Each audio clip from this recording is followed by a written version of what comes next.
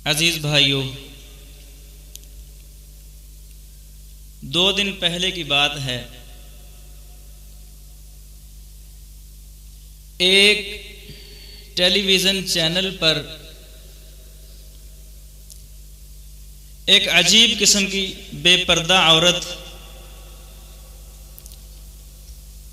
वो अल्लाह के नबी मोहम्मद सल्लल्लाहु अलैहि वसल्लम के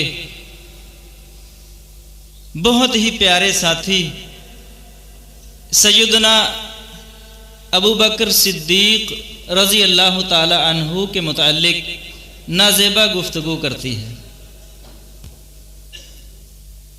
बात कर रही थी मुआशरे में इंसाफ नहीं है, लोगों को इंसाफ नहीं मिलता, जुल्म हो रहा है। कहने लगी ये जुल्म होता रहेगा,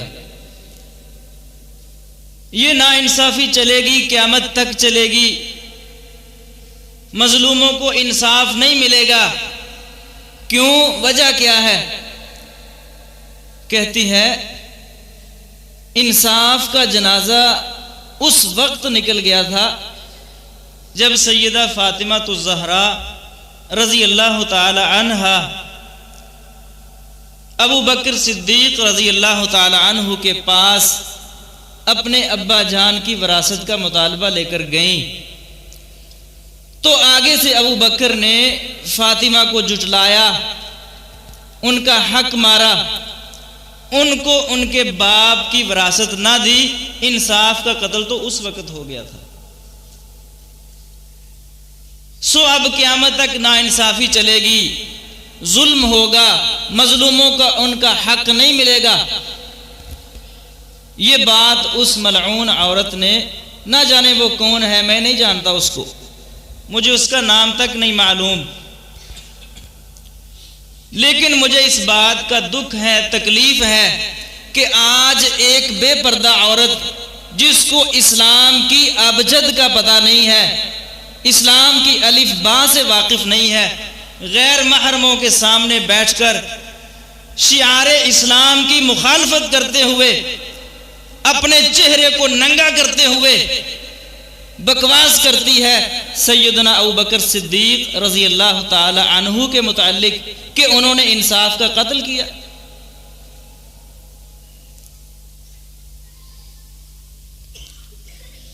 अल्लाह रब्बुल इज्जत अपने नबी सल्लल्लाहु अलैहि वसल्लम के सहाबा की नामूस का दिफा करते हुए